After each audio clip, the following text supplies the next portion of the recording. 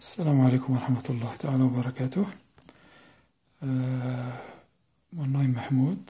J'ai déjà fait quelques vidéos où j'essaie de résumer et traduire les points importants qui ont été abordés par le savant Salah ad-Din Abu Arfa du Masjid al-Aqsa à Al-Quds, Jérusalem. Il a abordé un point très important qui est la divergence entre les savants. Puis c'est connu aussi, il est répondu que la divergence est une miséricorde. Or, on voit les conséquences de la divergence. Qu'est-ce qu'elle a fait? Elle a créé la haine. Donc je me rapporte toujours à Salah ad-Din Abu Arfa. Je ne dis rien de mon gré. On voit que la divergence a créé la haine, mais il y a toujours une petite haine, même si elle est subtile, entre Maliki, Hanbali, Shafi'i, etc. Et surtout la grande haine, et puis les tueries entre les sunnites et les chiites. Donc, il n'y a rien de bon dans la divergence. Puis, même la divergence, elle vient du fait que certains savants à qui Allah a donné un certain savoir et une certaine intelligence et une certaine clairvoyance, qui n'ont pas respecté le hadith du prophète, le hadith authentique qui dit que toute innovation est une bid'a, toute une bid'a est un égarement, et tout égarement est un enfer. Et on parle d'innovation dans la religion. D'accord? Donc tout ce qui est religion, tout ce qui est l'islam, tout ce qui se rapporte à l'islam, il n'y a rien à ajouter. On peut se référer à Allah qui, dans le Coran, il dit j'ai achevé la religion pour vous, j'ai agréé pour vous l'islam. Donc, il n'y a rien à rajouter. Et puis, on voit même que le prophète, juste après la fin de la révélation, il est revenu vers son créateur. Il n'y a rien à rajouter. Puis le prophète, il a parlé de tous les sujets, même les sujets qui sont pas encore, qui n'ont pas encore été, qu'on n'a pas encore vu. Il a parlé de la venue de Isa alayhi salam, de Masih ad-Dajjal, des signes de fin des temps, etc. Il a parlé même du dernier instant du monde. Il a dit celui qui plante un arbre, même quand la fin du monde arrive, il finit de le planter. Donc, celui s'il a parlé de ces moments-là, ça veut dire qu'il connaissait tout, et il connaissait tout ce qui allait se passer. Donc, il n'y a rien d'important qu'il a laissé. Puis d'ailleurs, il a dit tout ce qui vous rapproche du paradis, je vous en ai parlé, puis tout ce qui vous est loin de l'enfer, je vous en ai parlé. Allah aussi, dans le Coran, il dit je n'ai pas laissé un exemple que j'ai cité, que j'ai clarifié pour les gens. Donc, tout est clair dans la religion. Maintenant, s'il y a des problèmes qui viennent liés à la modernité, à la technologie, à la science, on voit que toujours les savants ont divergé dans leurs opinions. Donc, si l'opinion n'est pas unanime, à quoi ça sert? Elle ne sert à rien parce que les gens, de toute façon, ils vont choisir ce qui leur convient, ce qui leur plaît. Et donc ce n'est pas de la religion.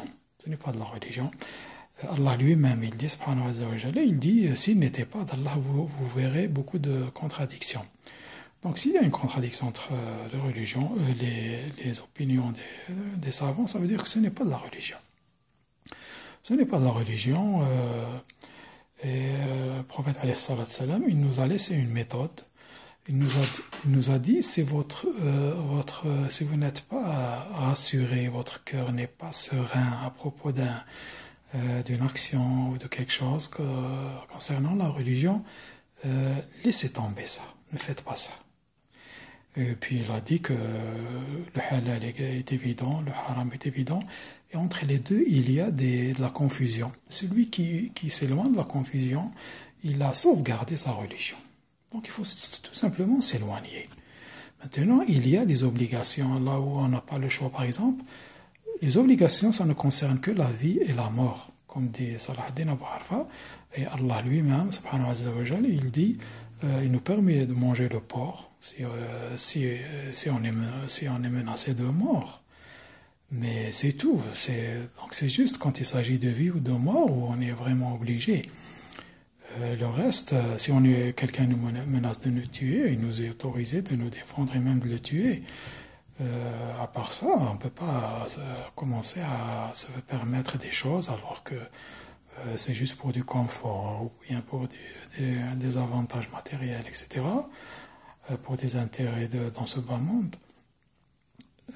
C'est pour ça, sinon il va rien rester de la religion. Sinon notre religion va devenir comme d'autres religions monothéistes qui se sont vraiment éloignées. Et même le prophète alayhi salatu salam, il nous a avertis, il a dit que vous allez suivre les gens, c'est-à-dire vous allez suivre les gens du livre pas à pas. Même s'ils rentrent dans le trou d'un bab qui est un gros lézard, vous allez les suivre. Et le prophète alayhi salatu salam, ces mots venaient d'Allah, tout ce qu'il disait venait d'Allah. Il avait cette faculté de dire beaucoup de choses en très peu de mots. Et pour eux, il est très difficile de rentrer dans le trou d'un gros lézard. Et il a dit, vous allez le faire si les gens des livres le font. Et effectivement, maintenant, on voit que nos savants, depuis les Sahaba, après les Sahaba jusqu'à maintenant, la première erreur qu'ils font, c'est qu'ils écrivent, ils laissent des livres. Donc, on n'a pas besoin de laisser des livres, parce que celui qui laisse un livre, comme dit Salah ad-Din Abu Arfa, ça veut dire dans son subconscient et même dans son conscient, il pense que son livre est vraiment indispensable, que ses idées sont indispensables et que le Coran n'est pas suffisant, et la Sunna authentique. Donc, déjà, c'est de l'arrogance. On ne doit laisser que les paroles d'Allah et les paroles du prophète, rapportées comme elles sont. C'est tout. On n'a rien à rajouter. S'il y a un problème, comme j'ai dit, s'il y a un problème vraiment qu'on n'a jamais vu, personne ne peut résoudre, personne ne peut donner une fatwa parce que ça va diverger et ça ne servira à rien. Par exemple, il y a eu un agrandissement de la zone de Safa al-Marwa au niveau des Hajj. Et puis il y a des savants qui ont dit on peut faire le sa'i dans la zone qui a été expandue. Et il y en a qui disent on ne peut pas. Donc, en quoi ça va avancer les musulmans s'il y a des savants qui disent c'est permis, il y en a qui disent c'est pas permis. Et c'est le cas pour tous les nouveaux problèmes. Donc, dans ce cas-là, celui qui fait le Hajj, si son cœur le rassure de faire le sa'i dans cette zone-là, il le fait, sinon il ne le fait pas. Et justement, à propos du cœur, là, c'est Allah qui nous guide. Parce que le prophète, alayhi salatu salam, il a parlé de la plus grande fitna pour l'humanité, surtout pour les musulmans, c'est le Messie ad-Dajjal. Donc c'est une plus grande fitna, c'est la plus grande fitna qu'Allah a créée. Et pour ça, le prophète, alayhi salatu salam, il a dit aux sahaba, aux compagnons, si je suis parmi vous, c'est moi qui vais me charger du Dajjal, je vais vous défendre. Après ma mort, il n'a pas dit allez voir pour demander de l'aide à Abu Bakr ou Omar ou tel savant. Non, il a dit, si je ne suis pas parmi vous, chaque musulman est capable de se défendre lui-même. Et il nous a donné le moyen. Et en plus, il a dit, j'ai laissé Allah comme garant pour chaque musulman. Ça, c'est pour la plus grande fitna. Donc, tout ce qui vient à part cette fitna, tout est insignifiant. Donc, il nous a donné le moyen pour combattre Messie ad-Dajjal, c'est de réciter certains versets de Surat al-Kahf et puis de faire des tasbih. Donc, vous voyez qu'on revient toujours à Allah et puis au prophète dans la plus grande fitna qui a été créée par Allah. Donc, la divergence n'est pas une rahma. La preuve, ça fait un peu plus de 70 ans, au niveau de Masjid al-Haram, à la Mecque, il y avait 4 mihrabs. Le mihrab, c'est là où l'imam fait salat, guide la salat des musulmans. Et il y avait un mihrab pour les malikites. Pour chaque rite, il y avait un mihrab. Alors, Ça, c'est inimaginable, c'est très grave, ça. Et puis, il y avait même les musulmans ne se mariaient pas entre rites. Par exemple, les Malakis ne se mariaient pas avec les Hanafis, etc. Alors, où est la rahma? Ça, c'est grave, ça. Donc, ce qui n'a pas été abordé par Allah et son prophète, personne ne peut l'aborder. Personne ne peut l'aborder. Le rôle des savants est de rapporter les hadiths authentiques, de rappeler aux gens le Coran, et puis c'est tout. Il n'y a rien d'autre à faire. Et puis même le Coran, il s'explique par lui-même. Par lui-même, sinon on va voir dans les hadiths authentiques, sinon on va voir là où les sahaba se sont unis. Même si un sahabi, il est seul dans une opinion, on ne va pas l'écouter. Parce que c'est très important, c'est très rigoureux, la religion. On ne la prend pas à la légère, on ne la prend pas n'importe où. Qu'est-ce que je voulais aborder aussi?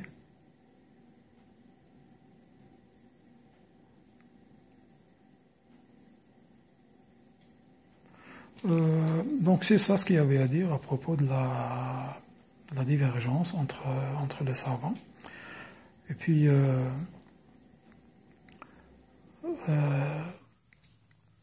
c'est ça. Il faut toujours, même si on questionne un imam ou actuellement, il faut toujours l'obliger à rester, à se limiter au Coran et à la Sunna authentique en lui posant la question comme suit. Il faut lui dire, est-ce que tu connais un verset ou un hadith authentique à propos de tel ou tel problème? C'est comme ça qu'il faut poser la question. S'il dit Allah a dit, s'il dit le prophète a dit, alayhi salatu salam, hadith authentique, vous l'écoutez. S'il commence à se référer à autre qu'Allah et son prophète par le hadith authentique, il y a un risque. Il se peut que la référence soit, c'est-à-dire que ce qu'a dit le savant soit bon, mais il y a un risque à ce que ça ne soit pas bon. Donc, on ne prend pas de risque dans la religion. Ce qui n'a pas été clarifié par Allah et son prophète, nous, si on n'est pas obligé, s'il y a du doute, on s'en éloigne. On s'en éloigne, c'est tout simplement. Par exemple, vous avez les gens qui veulent pratiquer l'usure, ils se trouvent des excuses, ils vont chercher un imam qui les autorise, mais au fond d'eux-mêmes, ils ne sont pas tranquilles. Et le prophète, il leur dit, il nous dit, si votre cœur n'est pas tranquille, ne faites pas la chose. Donc, ça c'est un exemple. Donc, c'est ça. La divergence, ce n'est pas une miséricorde, au contraire. Elle a fait beaucoup de mal aux musulmans et on le voit jusqu'à présent. Et donc, il faut toujours rester fidèle au Coran et aux hadiths authentiques pour préserver sa religion. Qu'Allah nous aide à être fidèles à son livre et puis à son prophète alayhi salatu salam. Wassalamu alaikum wa rahmatullahi ta'ala wa barakatuh.